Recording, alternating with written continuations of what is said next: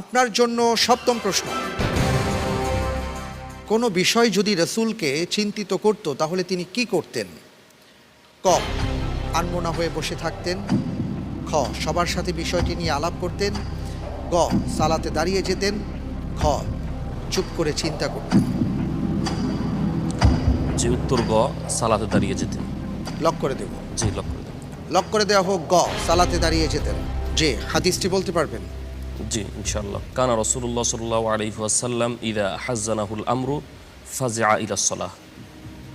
আচ্ছা, কোনো বিষয় যদি তাকে চিন্তিত করতো তাহলে তিনি সালাতে দাঁড়াতেন। জি, ভাই, আপনি হাদিস বলেছেন, এখানে আর আমি তো এটা বলতে পারবো না যে উত্তরটি সঠিক হয়নি। অবশ্যই উত্তরটি সঠিক হয়েছে, আলহামদুলিল্লাহ। আলহামদুলিল্লাহ।